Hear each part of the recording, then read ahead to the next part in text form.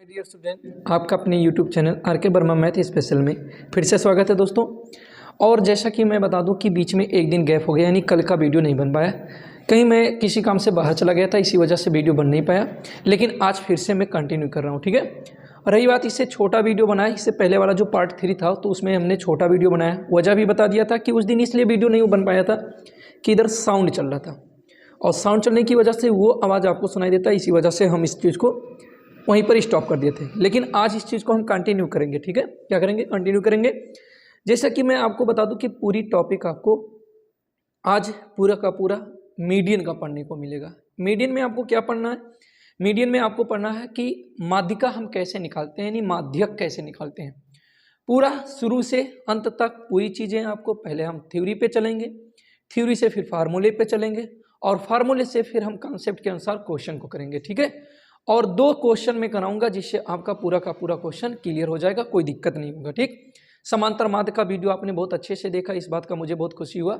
सभी लोगों ने अपना अच्छा कमेंट भी किया कि जो भी वीडियो है बहुत अच्छे से समझ में आया। और मैं दावे के साथ कह सकता हूँ कि उस समांतर माध्य के टॉपिक के अलावा और कहीं से कोई भी टॉपिक नहीं आने वाले हैं। कोई मैथ आपसे नहीं पूछा जाएगा इस रिलेटिव, केंद्रीय प्रवृत्ति के इस वीडियो से रिलेटिव, और कोई भी क्वेश्चन, किसी भी वैरायटी का क्वेश्चन नहीं आने वाला, ठीक है। तो चलिए फिलहाल आज हम आपको बता दें क्या क्या सीखना हमको। लेखपाल स्पेशल में सांख्यिकी के चौथे पार्ट में हम लोग पहुंच चुके हैं। साथ रहा आपका हमारा भी, तो और भी आगे तक हम चलेंगे। और पूरी वीडियो तो मैंने आपको पहले बता दिया कि लेखपाल की जितनी मैथ है, पूरा का पूरा मैथ तो मैं कराऊंगा ही इस चैनल पे, ठीक। तो चलिए आज हमको पढ़ना है क्या? मीडियन, यानी माध्यिका पढ़नी है भैया। सबसे पहले हम माध्यिका के चीज़ों को समझें। माध्यिका का मतलब क्या होता है कि जब कोई भी आंकड़ा दिया हो, कोई भी आंकड़े दिया हो, अवर्गीकृत आंकड़ों की बात मैं कर रहा हूँ। ये भी जिस तरह से आपने समांतर माध्य को 2 पार्टों में पढ़ा, वर्गीकृत अवर्गीकृत, अवर्गीकृत वर्गीकृत आपने पढ़ा, ऐसे हम मीडियन को भी 2 तरह से पढ़ेंगे मेरे दोस्तों। इस तरह से हम मीडियन को भी 2 तरह से पढ़ेंगे। क्या 2 तरह से पढ़ेंगे? एक तो इसका अवर्गीकृत पढ़ेंगे, दूसरा हम इसका वर्गीकृत पढ़ेंगे। तो 2 तरह से पढ़ेंगे क्या कि एक हम पढ़ेंगे क्या इसमें अवर्गीकृत आंकड़े, वही अवर्गीकृत आंकड़ों द्वारा एक पढ़ेंगे हम लोग, और दूसरा पढ़ेंगे हम लोग वर्गीकृत आंकड़ों वाला पढ़ेंगे, ठीक है। तो हम दोनों को बहुत अच्छे से डिटेल्स में समझेंगे, क्या होता है मीडियन, कैसे चीज़ों को हम समझेंगे, और किस तरह के क्वेश्चन आपके एग्जाम में आते हैं, ठीक है। तो रही बात, अब हम सबसे पहले शुरू करते हैं अवर्गीकृत। अवर्गीकृत आंकड़ों को समझने की कोई ज़रूरत तो है नहीं फिर, तो मैंने इसलिए कहा कि आपको समझने की ज़रूरत नहीं है, क्योंकि मैं पहले से आपको ऑलरेडी माध्य वाले चैप्टर में, या माध्य वाले 2 फर्स्ट सेकंड थर्ड वीडियो में मैंने आपको बता दिया था, ठीक है। तो कि आंकड़ों को हम क्या कहते हैं। देखिए अब माध्यिका का परिभाषा हम कहते हैं, जब कोई भी आंकड़ा दिया हो, जैसे मैं मान लेता हूँ ये x1 दिया हो, x2 दिया हो, x3 दिया हो, x4 दिया हो, ठीक है, x5 दिया हो, ऐसे dot dot dot dot xn दिया हो मेरे दोस्त, ठीक है। तो इस तरह के आंकड़ों को हम लोग क्या कह सकते हैं, ये 2 तरह का आंकड़ा बन सकता है। एक तो बन सकता है वर्धमान, और दूसरा बन सकता है क्या? ह्रासमान। क्या बन सकता है?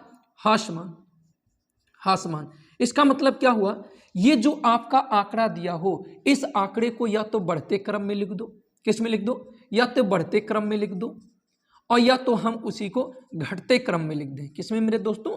घटते क्रम में। मतलब क्या है कि कोई भी आंकड़ा अगर आपको दिया है तो सबसे पहले उस आंकड़े का क्या होता है, वर्धमान या ह्रासमान, अर्थात बढ़ते क्रम या घटते क्रम में परिमाण को हम क्या करते हैं, रखते हैं। इस दिए हुए आंकड़े को हम, आंकड़े के परिमाण को चाहे वर्धमान या ह्रासमान में रखने के बाद जो बीचों बीच टर्म आता है, इनके जो मध्य बिल्कुल बीच में आता है, क्या आता है, इनके बिल्कुल बीच में जो पद आता है, उसी पद को हम लोग क्या कहते हैं मेरे दोस्तों? माध्यिका कहते हैं, मीडियन कहते हैं। बात समझ में आई? एक बात हमने फिर से आपको रियलाइज करने की बात कहा कि भैया अगर कोई भी आंकड़ा दिया हो तो उस पहले आंकड़े को, चाहे आप उस प्रत्येक आंकड़े के परिमाण को, यानी उसका जो वैल्यू दिया होगा, उस वैल्यू को या तो आप बढ़ते क्रम में या तो घटते क्रम में कर लीजिए। उसके बाद जो उसके बीचों बीच में वैल्यू आता हो नंबर्स के, वही आपका क्या होगा? माध्यिका होगा, ठीक है। चलो मैं इसको मिटाता हूं, फिर आपको मैं अच्छे से पूरी चीजें बाकायदे समझाता हूं, ठीक है। चलिए देखते हैं अब मैं आपको बता दूं कि अगर कोई भी चीजें आंकड़े में दिया मान लेते हैं और उधर से लिख सकते हैं। चलिए, मैंने आपको क्या बताया कि अगर कोई भी आंकड़ा दिया हो, किस तरह से, अगर मान लेते हैं कोई भी आंकड़ा आपका दिया हो x1, x2, x3, x4, ऐसे डॉट डॉट डॉट डॉट करके xn, जहां पर आंकड़ा आवर्गीकृत आंकड़े हैं भैया। मैंने कहा आपको इससे पहले वाली वीडियो में मैंने पहले बता दिया कि मैं बार बार आवर्गीकृत नहीं लिखूंगा, सिर्फ आंकड़े लिखूंगा। जहां पर आंकड़ा आरोही क्रम में या बढ़ते क्रम में या वर्धमान परिमाण है तथा आंकड़ों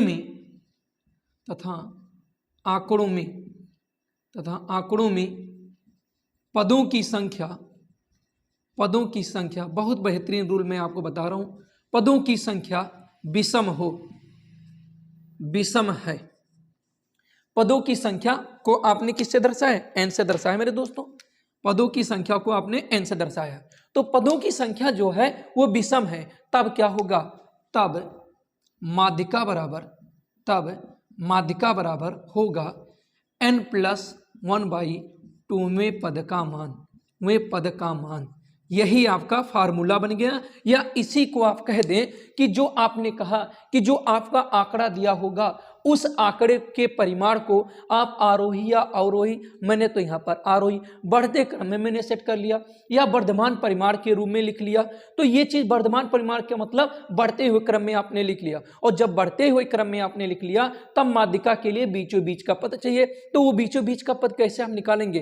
तो जो आंकड़ा दिया होगा उस आंकड़े के पदों की संख्या को गिन लो कि कितने टर्म्स इस आंकड़ों में है। इन आंकड़ों में पदों की संख्या में अगर विषम संख्या आई, गिनने पर आपको विषम संख्या आई, तो वहां पर आप कहोगे n+1/2 में पद का मान। देखिए ट्रिक बताऊंगा अभी क्वेश्चन में, ठीक है? पहले आप इस चीज को सीखिए।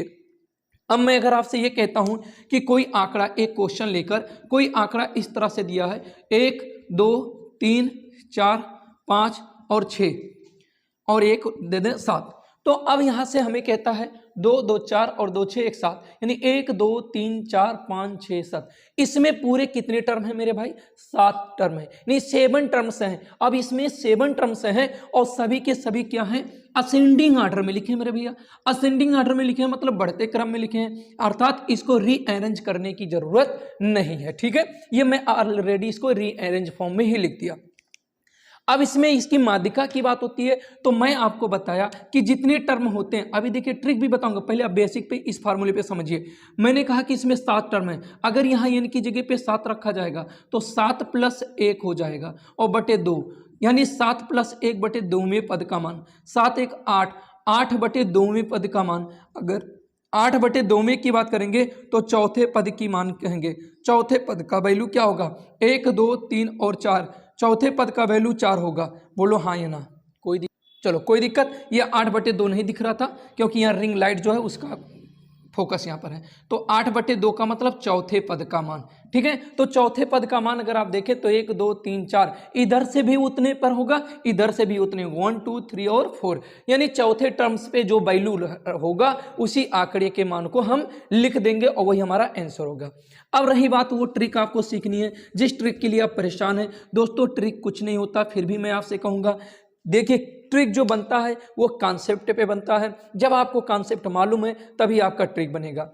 मैंने कहा इसमें 7 टर्म्स हैं, 7 टर्म से एक विषम नंबर को डिनोट करता है और ये रीअरेंज फॉर्म में पहले से लिखे हुए हैं, मतलब या तो आरोही क्रम में लिख दो या तो अवरोही क्रम में लिख दो, दोनों किसी क्रम में लिखे होने चाहिए। अगर इस फॉर्म में लिखा हुआ है तो जितने नंबर टर्म्स होते हैं, जितने नंबर टर्म्स होते हैं उनमें से हम देखते हैं कितना, 1, 2, 3, 4, 5, 6, 7। अब आप यही भी बताइए 7 है तो बीचों बीच, इन सीरीज के बीचों बीच में जो नंबर आएगा वही हमारा क्या हो जाएगा? माध्यिका। तो हम कहते हैं 1, 2, 3, 4, 5, 6, 7, 7 के बीच में में आएगा ये, क्योंकि इधर 3 टर्म्स हो गए और इधर भी आपके 3 टर्म्स हो गए, तो बीचों बीच में क्या है यही, यानी एक प्रकार से देखा जाए तो एक तराजू है, तराजू का ये जो पकड़ने वाला होता है और इधर एक दूसरा पुल्ला और इधर एक दूसरा होता है जिसमें भार रखा जाता है। तो यही चीज मैंने आपसे बताया, ठीक। लेकिन ये चीज अगर मान लो सम संख्या होगी, अगर मान लो ये सम संख्या है तो फिर सम संख्या होगी तो फिर आप कैसे करोगे, ये भी तो जानना जरूरी है। अगर मान लो ये सम संख्या मेरे भाई पूरा का पूरा ये नंबर वैल्यू जो आता हो वो सम संख्या को डिनोट करता हो, 7 की जगह पे 8 कोई नंबर्स आ जाए, तो फिर आप कैसे जानोगे कि इसकी माध्यिका क्या होगी। तो उसको जानने के लिए मैं आपको दूसरा फार्मूला लिखा रहा हूं मेरे भैया, दूसरा। तो थोड़ा सा वॉइस होने की वजह से हम रोकना चाहें, ठीक है। तो मैंने आपको क्या बताया कि जब आप सम संख्याओं वाली आंकड़े आ जाएंगे तो हम लोग क्या करेंगे, मतलब जो आंकड़ा दिया हो उस आंकड़े में अगर सम नंबर आ जाए गिनने पर तो हम लोग क्या करेंगे। देखिए इसका भी पहले बेसिक समझिए, फिर आपको हम ट्रिक भी बता रहे हैं, ठीक भैया। चलिए, और देखिए आपको अगर वीडियो पसंद आ जाए ना तो तुरंत आप लाइक कर दीजिए, शेयर कर दीजिए, और फिर से मैं आपसे एक बार रिक्वेस्ट करना चाहूँगा कि आप अगर हमारे चैनल पर नए हो तो सब्सक्राइब कीजिए और लोगों में ज़्यादा से ज़्यादा शेयर कीजिए, ठीक है। क्योंकि इस लेखपाल स्पेशल की पूरी टॉपिक फिर से मैं रिवाइज कर रहा हूँ, पूरी टॉपिक का इसी चैनल पर मैं आपको मैथ कर दूंगा, ठीक है। मैंने आपसे ये कहा, अब चलो थोड़ा सा मैं सीखना चाहूँगा कि x1, x2, x3, x4 और ऐसे dot dot dot dot xn, ये आंकड़े हमारे क्या हैं, बढ़ते हुए इंक्रीज फॉर्म में लिखे हुए हैं। चलिए इंक्रीज फॉर्म में लिखा जाए या डिक्रीज फॉर्म में लिखा जाए कोई दिक्कत नहीं, लेकिन कोई एक ही फॉर्म चाहिए, चाहे आप इंक्रीज में ही कर लीजिए चाहे आप डिक्रीज में कर लीजिए, ठीक है। इस एरो का मतलब मैंने इस सीरीज को जो लिखा है या जो ये मैं कैलकुलेशन लिखा है तो इसका मतलब है कि क्या ये इंक्रीज फॉर्म में है, बढ़ते हुए क्रम में। अब इसमें जो नंबर n आए हैं n बराबर सम हो यानी इवन नंबर हो, क्या हो, इवन नंबर हो। तो मेरे दोस्तों अगर इवन नंबर्स है तो हम क्या करेंगे, तो मैं आपको तरीका बता रहा हूं, पहले फार्मूला समझिए और फिर तो जैसे क्वेश्चन आएगा चुटकियों में सॉल्व करने का भी तरीका भी। पहले मैं आपको बेसिक पहले कॉन्सेप्ट सिखा दूं होता कैसे। देखिए जब कॉन्सेप्ट जानेंगे तभी वो चीज कर पाएंगे। तो इसके लिए जो माध्यिका का फार्मूला बनता मेरे भाई, वो माध्यिका बराबर बनेगा क्या, हम कहते हैं n/2वें पद का मान और प्लस, चलिए यहाँ वे पद का मान और प्लस n/2 में n/2 प्लस 1 वे पद का मान और होल बाई सभी का होल बाई कितना हो जाएगा 2। मतलब क्या कह जा रहा है, क्यों होता है मैं अभी आपको समझाऊंगा। वो भी ये n/2 पद का मान और प्लस n/2 और प्लस 1 पद का मान और कुल में सबसे में क्या उनके वैल्यू में क्या कर देंगे, हम बटे कर देंगे। तो इस तरह से ये फार्मूला बनता है। फिर मैं इस फार्मूले को मिटाने की कोशिश करूं या रहने दे रहा हूं। अब मैं आपसे ये कहता हूं कि एक एग्जाम्पल टाइप का मैं क्वेश्चन ले रहा हूं, ठीक है। और इस क्वेश्चन में मैं लिखता हूं 1, 2, 3 और 4, छोटा आंकड़ा लेता हूं मैं और ये इंक्रीज फॉर्म में मैं लिख दिया हूं, ठीक है। आपको भी लग रहा होगा कि 1, 2, 3, 4। अभी आप टेंशन मत लीजिए कि मैं ऐसे क्वेश्चन ले रहा हूं, अभी मैं बेहतरीन से बेहतरीन क्वेश्चन ले रहा हूं। फिर सिर्फ आपको लॉजिक और कॉन्सेप्ट समझाना चाह रहा हूं, बाकी और कोई मतलब नहीं है, ठीक है। अब अभी तक तो आप देखते थे कि ठीक बीच में कोई नंबर आवे तो वही माध्यिका होती है। तो पहले इसमें देखिए कितने टर्म्स हैं, 1, 2, 3, 4। आप इधर से भी इसका गणना करेंगे तो भी 4 आएगा और 1, 2, 3, 4 यानी 4 वस्तुओं जैसा कोई है। तो n बराबर अगर आया यहाँ पर 4 तो 4 का मतलब हुआ क्या, सम संख्या आई। तो सम संख्या के लिए फार्मूला ये होता है 4/2 किया जाएगा और फिर एक बार प्लस करके 4/2 दिख रहा कि नहीं, 4/2 और प्लस 1। तो मेरे दोस्तों अगर देखा जाए और होल बाई क्या कर देंगे, हम होल बाई 2 कर देंगे, ठीक। तो 4/2 का मतलब 2 दूना 4 यानी 2वें पद का मान यानी दूसरे टर्म का मान और प्लस ये 4/2 मतलब कितना हो जाएगा 2 और 2 प्लस 1 करोगे तो तीसरे पद का मान यानी यहाँ पर 3वें पद का मान और होल बटे क्या हो जाएगा 2। अभी मैं आपको लॉजिक भी समझाने के बाद आपको डायरेक्ट कॉन्सेप्ट भी बताऊंगा। अगर दूसरे पद की बात करें तो 1, 2, दूसरा पद है 2। अगर तीसरे की बात करें तो 3 और इस तरह से बटे 2 तो 3 और 2 5/2, 5/2 का मतलब 2.5। अब मैं आपको बता रहा हूँ मेरे भाई, अब मैं आपको बता रहा हूँ ये चीज़, ये कॉन्सेप्ट आपको समझ में आया। अगर ये चीज़ समझ में आया तो डायरेक्ट करने का भी तरीका मैं आपको बता रहा हूँ। चलिए डायरेक्ट भी सीखते हैं कैसे हम डायरेक्ट इस चीज़ को लगाएंगे, ठीक है। अब देखिए डायरेक्ट लगाने का तरीका मैं आपको पूरी तरह से डिटेल्स में समझाऊंगा। ये हुआ आपका 1, ये हुआ आपका 2, ये हुआ 3 और ये हुआ 4। अब सिर्फ हमें माध्यिका ज्ञात करनी है।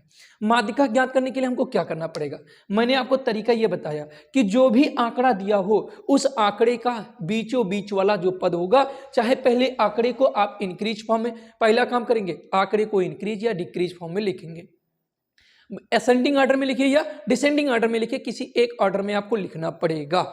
अगर ये चीज आप कर देते हो तो फिर आपको करना क्या है कि इसके आंकड़े में वो नंबर ढूंढो जो इन आंकड़ों के बीचों बीच में। तो मेरे भाई ऐसा कोई तो नंबर है नहीं, 4 टर्म्स है तो 2 इधर हो गया 2 इधर हो गया, बोलो हाँ या ना। मैं कहता हूं 4 टर्म्स है तो 2 2 का पेयर बना लिया। अब बीच में तो कोई नंबर होना चाहिए तब तो होगा, तो होगा मेरे दोस्त। ये चीज जो बीच में लिखी गई है मैं यहां पर लिखना चाहूंगा, ये है 2.1, ये है 2.2, ये है 2.3, ये है 2.4, ये है 2.5 और 2.6, 2.7, 2.8, 2.9 और इस तरह से आपका आया 3। तो 2 और 3 के बीच में ये नंबर्स आया और वो बीचों बीच जो नंबर्स इनके आएगा, इनके बीचों बीच जो नंबर आएगा वो होगा ये। करके देख लीजिए 1 2 3 4 5, 1 2 3 4 5, यानी यहाँ से यहाँ तक 5 टर्म्स हुए और यहाँ से यहाँ तक आपके 5 टर्म्स हुए और बीच में आया कौन दोस्तों, 2.5। तो अब मैं आपको बता दे रहा हूँ, ऐसे जब नंबर्स आ जाएं तो आपको डायरेक्ट लगाने का तरीका क्या है, जब इनके बीचों बीच में आ जाएं तो उन दोनों नंबर को पकड़ो और उन दोनों नंबर को पकड़ो और उनके अंदर जितने भी नंबर्स आते हैं उन नंबर्स को लिखो। क्या करो, लिखो। और लिखने के बाद जो आए तो लिखने का तरीका भी समझ लो, लिखने की जरूरत नहीं। आपको मालूम है कि 2 और 3 के बीच में कितने नंबर्स आएंगे, 2 और 3 के बीच में 2.1 से, यानी 1 से स्टार्ट होगा और 10 तक रहेगा मेरे दोस्तों। 10 तक यहाँ तक रहेगा कि नहीं रहेगा। अगर यहाँ पर देखा जाए तो ये 4 हो जाएगा, 1 2 3 4 और 1 2 3 4, यानी 10 तक लिखेंगे तो 3 पर चले जाएंगे, 1 से लिखेंगे तो 2 पाएंगे। तो इन दोनों को काटने के बाद यहाँ पर 2.1 से लेकर 2.9 तक लिखेंगे और वहाँ बीच में आएगा 5वीं संख्या। 5वीं के इधर 4 टर्म्स होंगे, 5वीं के बाद इधर 4 टर्म्स होंगे, यानी वही संख्या आपकी क्या होगी, माध्यिका होगी। मेरे भाई समझ में आया दोस्त? तो ये चीज़ तो आया आपको ये समझ। अब चलिए लिखते हैं हम क्वेश्चन, और ये क्वेश्चन को बहुत बेहतरीन तरीके से करेंगे। जितने भी क्वेश्चन रहेंगे सभी वैरायटी के करेंगे और आज हम इस चीज़ को खत्म करने की कोशिश भी करेंगे, ठीक है। तो 1 सेकंड के लिए रुकिएगा, मैं क्वेश्चन आपके सामने ला रहा हूँ, ठीक। तो दोस्तों ये रहा क्वेश्चन, देखिए क्या कह रहा है, 5 7 15 17 9 19 और 11 एंड 17 की माध्यिका ज्ञात कीजिए। 5 7 15 17 9 19 11 और 17 की माध्यिका ज्ञात कीजिए। तो देखिए हूबहू ऐसे ही क्वेश्चन आपके एग्जाम में आएंगे, ऐसे ही क्वेश्चन। अगर केंद्रीय प्रवृत्ति की माप की बात मैं करूं तो ऐसे क्वेश्चन, इसके अलावा और कुछ नहीं, ठीक है। और आपको जस्ट आंसर देना है और तुरंत आप आंसर देंगे। देखिए कैसे, एक क्वेश्चन को मैं बेसिक से लगा दूं, फिर उसके बाद में आपको डिटेल्स में ना बताने की जरूरत होगी, डायरेक्ट ट्रिक पे लगाएंगे, ठीक है। जैसा कि मैंने अभी आपको बताया था 2 और 3 के बीच का कॉन्सेप्ट।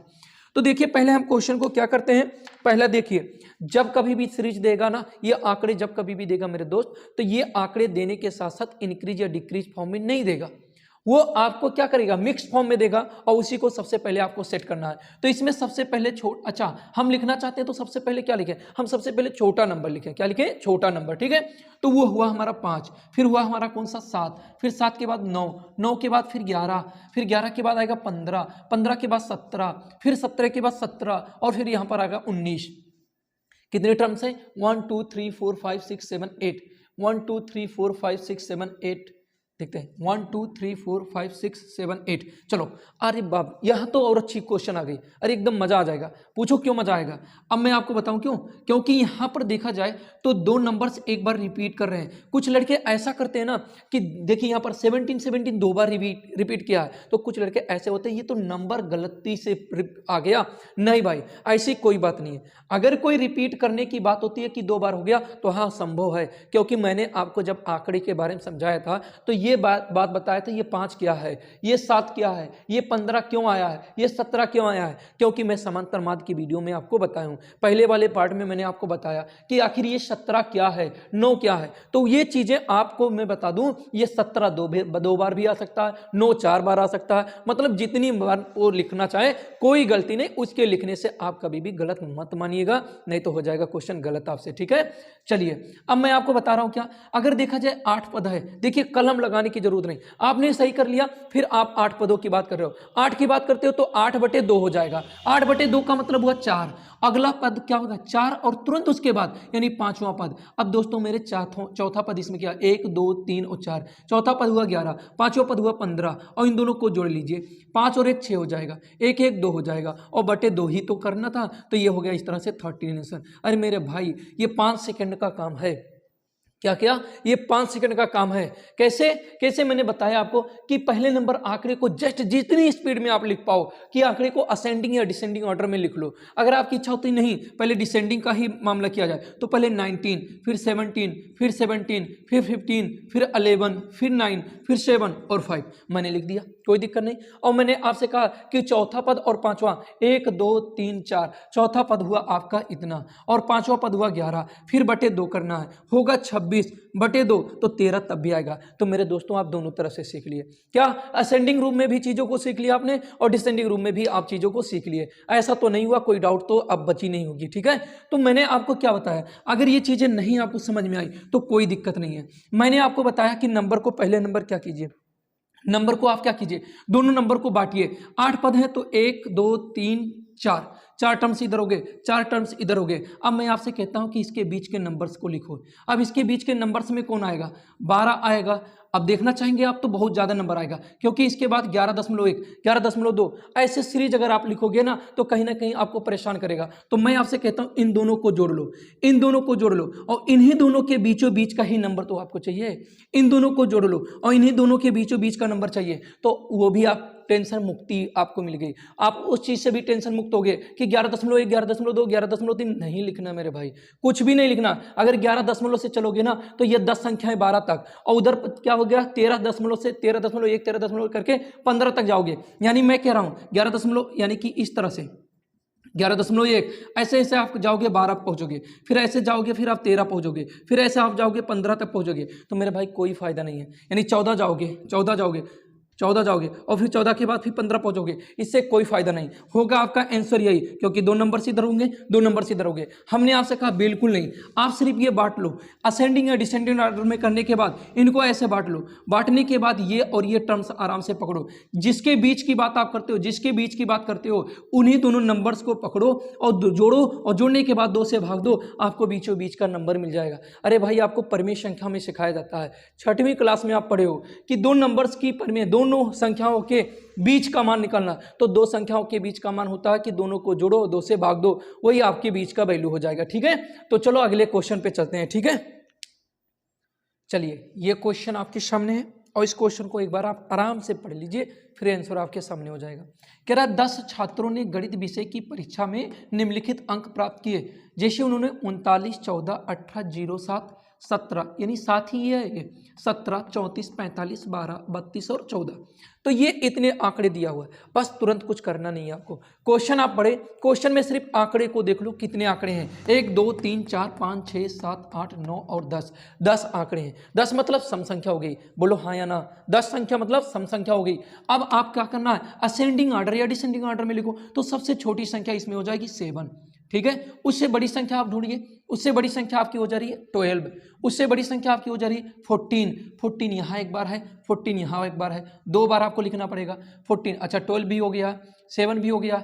अब 14 के बाद आप किस पे जाएंगे 17, 17 भी हो गया आपका। फिर उसके बाद आप किस पे जाएंगे 17 के बाद 18 पे आ जाइए, 18 भी हो गया आपका। और उसके बाद फिर 18 के बाद 32 पे जाइए और 32 के बाद फिर आप किस पे जाएंगे 34 पे जाएंगे और 34 के बाद आप जाएंगे 39 पे और 39 पे जाएंगे फिर 45 में। अब देखिए एक बार फिर से रिवाइज कीजिए 1 2 3 4 5 6 7 8 9 10, 10 हो गया, कोई दिक्कत नहीं है। 10 है तो मैंने आपको बताया भैया मेरे कोई फार्मूला नहीं लगाना, बिल्कुल नहीं, अब फार्मूला लगाना ही नहीं। फिर आपको क्या करना है तो देखना है 10 है तो 5 5 गिनो 1 2 3 4 और 5, फिर इधर से आओ 1 2 3 4 और 5, यानी यही 2 लास्ट छोर हुए, बोलो हाँ ना। तो इन्हीं 17 और +18 दिख रहा है यहाँ पर, तो ऐसा तो नहीं दिख रहा ना, चलो मैं दूसरे पेन से लिख रहा हूँ, दूसरी जगह लिख रहा हूँ। तो मैंने कहा 17 + 18 और बटे 2 कर दीजिए। अब इन दोनों को जोड़ेंगे 8 7 15 हो जाएगा, 1 1 2 और 1 3 इतना हो जाएगा। अरे 35/2 का मतलब क्या होता है मेरे भाई? 17.5 और 17.5 ही आपका हुआ करेक्ट आंसर मेरे दोस्त। आपको क्या कोई फार्मूले की जरूरत पड़ी? बिल्कुल नहीं, बिल्कुल नहीं फार्मूले की जरूरत पड़ी। बस आपको कॉन्सेप्ट मैंने बताया, हाँ मेरा बताना जरूरी था क्योंकि कॉन्सेप्ट ही आपको सीखना था। और जब तक कॉन्सेप्ट आपको नहीं समझ में आएगा तब तक मैं ये क्या कर रहा हूँ आपको नहीं समझ में आता। तो मेरे भाई आपको मैंने दोनों तरीका बता दिया, ठीक है। तो आप कम से कम वीडियो को लाइक कीजिए, शेयर कीजिए। अब देखिए इस चीज को मैंने आपके सामने कर दिया। फिर से मैं आपसे एक बात और दोहराना चाहूंगा। अगर आपको ऐसे कंटेंट की चीजें पीडीएफ में चाहिए, क्वेश्चन पीडीएफ में चाहिए, तो इस वीडियो के डिस्क्रिप्शन में आपको टेलीग्राम का लिंक मिल जाएगा। टेलीग्राम का जो चैनल है वहां पर जाके आप डायरेक्टली ज्वाइन कीजिए और फिर वहां पर आपको पीडीएफ जरूर मिल जाएगा मेरे भाई, ठीक है। और दूसरी बात, और टेलीग्राम के अलावा और भी हमारे कुछ चैनल हैं, जिसको आप इंस्टाग्राम की बात करें और जिसको आप फेसबुक पे पेज की बात करें, तो वहाँ पर जाकर भी आप हमको फॉलो कर सकते हैं अगर आपको कोई ऐसी चीज़ें हैं जिससे हमारी आपकी वार्तालाप हो सके, ठीक है मेरे भाई। यूट्यूब पे तब तक नहीं हो पाएगी जब तक हम लाइव नहीं आ पाएंगे। लाइव होने को तो आज भी लाइव हो सकते हैं, लेकिन रीजन क्या है, यहाँ पर हमारे यहाँ भी नेटवर्क की व्यवस्था नहीं है मेरे दोस्तों, इंटरनेट की व्यवस्था सही नहीं है।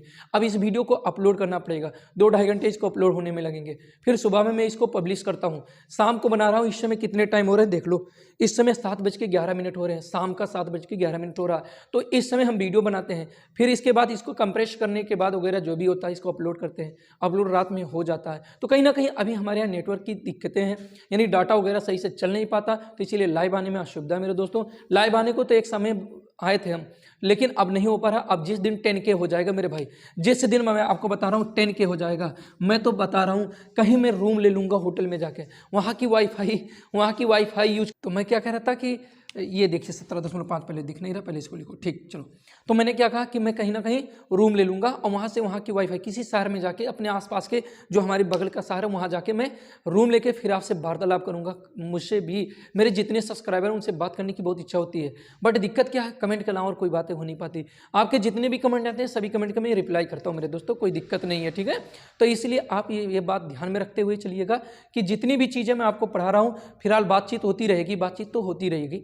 तो मैंने क्या कहा कि हमारी आपकी बातचीत तो होती रहेगी, वो तो होगा एक दिन, लेकिन यह है अभी तो हमारी पढ़ाई करने की टाइम है, तो पढ़ाई तो करेंगे ही करेंगे और पर डे करेंगे। अभी इधर कोई भी काम ये नहीं टेंशन होगी कि हम कोई चीज़ें, तो वीडियो पर डे आपको मिलती रहेगी। बस आपसे रिक्वेस्ट निवेदन है हाथ जोड़ के कि कम से कम वीडियो को ज़्यादा से ज़्यादा लोगों तक शेयर कीजिए और उनसे हमारे मिलने का चांस भी बढ़ जाएगा, क्योंकि जब हमारा 10K हो जाएगा तो फिर ज़रूर, अभी ये नया चैनल है ना, तो इसी वजह से अभी 10K तो हुआ नहीं है। उसी दिन से मैं जो हाइड किया हूँ ना सब्सक्राइबर, तो वो भी बहुत पास हूँ, बहुत करीब हूँ, 10K के बहुत करीब हूँ। तो इसीलिए जैसे हम वहाँ तक पहुँचेंगे तुरंत हम वो ओपन कर देंगे, फिर आप हमारा भी सब्सक्राइबर जो भी हो काउंटिंग देख सकते हैं, कोई दिक्कत नहीं है।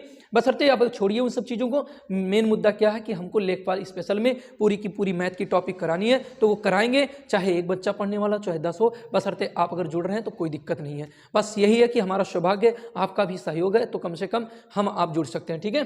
तो क्वेश्चन तो है ही, फिलहाल ये क्वेश्चन मैंने करा दिया। अब इसमें देखिए माध्यिका में आपके बच क्या रहे हैं, वो भी चीज़ें आप सीख लीजिए और समझ लीजिए ध्यान से। देखिए मैंने जो ट्रिक बताया ना, ये ट्रिक वास्तव में लाजवाब की ट्रिक है मेरे दोस्त, ये ट्रिक आपकी बड़ी लाजवाब ट्रिक है। अब मैं आपको क्या बता रहा हूँ, सिर्फ और सिर्फ जो कि सबसे इंपॉर्टेंट है, जो कि सबसे इंपॉर्टेंट पॉइंट मैं आपको बताने चल रहा हूं, बारंबारता, संचयी बारंबारता, इसी में आप सीखोगे संचयी बारंबारता क्या होता है। इसी टॉपिक को सीखने के लिए आप पार्ट 5 में जाओगे, पांचवी पार्ट में ये चीज आपको जानने को मिलेगा, ठीक है। तो कल वाली वीडियो जो रहेगी उसमें आप संचयी बारंबारता भी क्लियर कर लोगे। तो कहीं ना कहीं 5 वीडियो में हमारा क्या क्या कंप्लीट हो जा रहा है, काफी टॉपिक हमने, हमारा समांतर माध्यमिक हो गया और माध्यिका भी हो जा रहा है, माध्यिका और बहुलक कल वाले टॉपिक में खत्म हो जाएंगे, पूरी तरह से कुछ भी नहीं बचने वाला, ठीक है। साथ पूरा मैथ का गर्दा हो जाएगा। एक बात समझ लीजिए, लेखपाल मैथ का तो गर्दा मैं करूंगा ही करूंगा, बशर्ते आपको देखना है कि आप कितने लोग यहाँ पर रहना चाहते हो मेरे साथ, ठीक है। तो अब इसी पर वीडियो को बंद करते हैं दोस्तों।